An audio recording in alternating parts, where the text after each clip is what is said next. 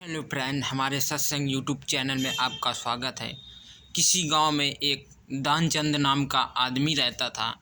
वो आदमी बहुत ही ज़्यादा कंजूस था और मक्खी चूस भी था। वो किसी भी व्यक्ति को दान नहीं देता। कोई भिखारी उसके घर में मांगने के लिए आते तो वो इनकार कर देता कि मेरे यहाँ पर कुछ नहीं है और यहाँ से जाओ।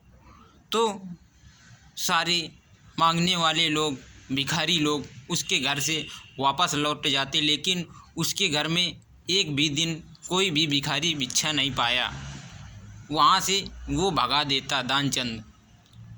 और किसी दिन दानचंद की पत्नी बोली कि अपने घर से गंगा जी 5 किलोमीटर दूर हैं और तुम किसी दिन गंगा जी में स्नान कराओ। तो वो कहने लगा कि नहीं, मुझे स्नान नहीं करना। वहाँ पर पंडा लोग होते हैं और हमसे भिक्षा मांगेंगे और मुझे देने के लिए मैं तो किसी को कुछ देता नहीं हूँ और वो मुझसे दक्षिणा मांगेंगे। तो उसकी पत्नी एक दिन उसके पीछे ही पड़ गई, बोली कि एक दिन तुम चले जाओ और गंगा स्नान कराओ। तो वो गया गंगा स्नान करने। तो जहाँ सारे लोग स्नान कर रहे थे घाट में, वो वहाँ नहीं गया घाट में स्नान करने। वो सोचने लगा कि मैं अगर यहाँ पर स्नान करूँगा तो पंडा मुझसे भिक्षा मांगने के लिए आ जाएंगे और मैं किसी को दान कुछ देता नहीं। तो उसने एक निश्चय किया कि जहाँ चिता जलती है मैं वहाँ जाता हूँ, वहाँ स्नान करता हूँ जा कर के।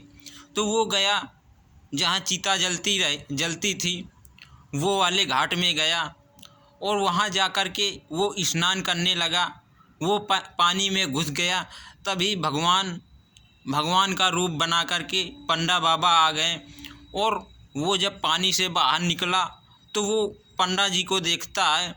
तो पंडा जी से बोलता है कि बाबा जी, आप यहाँ कहाँ, आप यहाँ भी रहते हो? तो पंडा जी ने बोला कि हाँ बेटा यजमान, मैं यहीं रहता हूँ और यहाँ पर भूल भटक के लोग कभी कभी आ जाते हैं तो वो मुझे साल भर के खाने के लिए अनाज दे जाते हैं। तो वो दानचंद बोला कि लेकिन पंडित जी, मैं तो आपको दान कुछ नहीं दूंगा, क्योंकि मैं दान कभी किसी को नहीं दिया हूँ। तो पंडित जी बोलते हैं कि अच्छा, तुम 1 साल का ना दो तो 6 महीने का तो दे दो। तो वो बोला कि नहीं, मैं 6 महीने का भी नहीं दूंगा। तो पंडित जी बोलते हैं कि अच्छा, 6 महीने का ना दो तो 3 महीने का दे दो। तो दानचंद बोलता है कि नहीं, मैं 3 महीने का भी नहीं दूंगा, मैं तुम्हें एक भी दिन के लिए भोजन के लिए दान नहीं दूंगा। तो वो बोलते हैं कि पंडा बाबा बोलते हैं कि अच्छा, जब तुम ना साल भर के लिए देते हो और ना 6 महीने के लिए देते हो, ना 3 महीने के लिए देते हो, तो मुझे तुम एक दिन के लिए ही दान दे दो, एक दिन के खाने के लिए। तो वो दानचंद बोलता है कि नहीं, मैं एक दिन के लिए भी नहीं दूंगा, मैं कुछ नहीं दूंगा। तो कहे सुने, जब पंडा बाबा ने काफ़ी उससे कहा कि नहीं, मुझे कुछ ना कुछ तो दो, तो उसने बोला कि मैं आपको 1 रुपये दूंगा, लेकिन अभी मेरे पास यहाँ पैसे नहीं हैं। मेरे घर में कभी आ जाना तो वहीं से ले लेना। लेकिन पंडा बाबा बोल रहे थे कि ठीक है, मैं तुम्हारे घर में आऊँगा और वहाँ तुमसे भिक्षा ले लूँगा, 1 रुपया ले लूँगा। फिर दानचंद अपने घर वापस आ गया गंगा स्नान करके, पैदल चल के घर जब वापस आ गया। जब वो वापस घर आया तो उसी के पीछे पीछे वो पंडा बाबा भी आ गए घर। और पंडा बाबा उसे पुकारने लगे कि यजमान, मुझे भिक्षा दो, मैं आ गया हूँ। तो दानचंद की पत्नी निकली और उसने बोला कि दानचंद से कि तुम क्या किसी को भिक्षा देने के लिए बोल करके आए हो क्या? तो दानचंद बोला कि हाँ, मैं पंडा बाबा को 1 रुपया देने के लिए बोल के आया हूँ।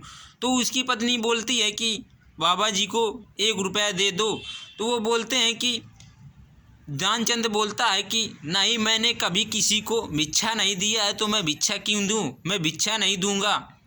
और तो वो बोलता है दानचंद कि उनसे बोल दो कि पंडा बाबा से बोल दो कि वो यजमान बीमार हो गए हैं और वो लेटे हैं। तो उसकी पत्नी बोलती है कि पंडा बाबा से कि मेरे पति बीमार हो गए हैं और वो लेटे हैं वहाँ घर में, और उनकी तबीयत अभी सही नहीं है, उनका स्वास्थ्य खराब है।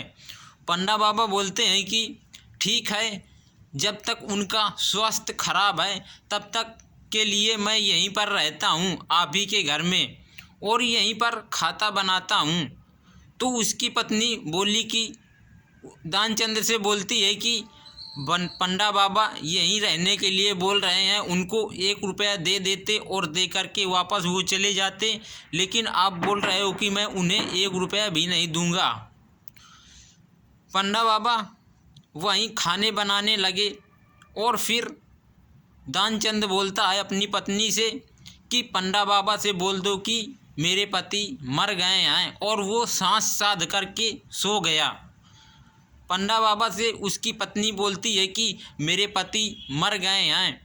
तो पंडा बाबा बोलते हैं कि तुम औरत हो और तुम कहाँ जाओगी, गांव के आदमियों को मैं बुला कर के लाता हूँ और सारे लोगों से बताता हूँ कि दानचंद की मृत्यु हो गई है।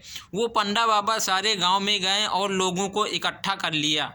जब इकट्ठा कर लिया लोगों को, तो लोग उसे दानचंद को ले जाने की तैयारी बना रहे थे, और वो उसे दानचंद को ले गए जाकर के नदी के किनारे जलाने के लिए।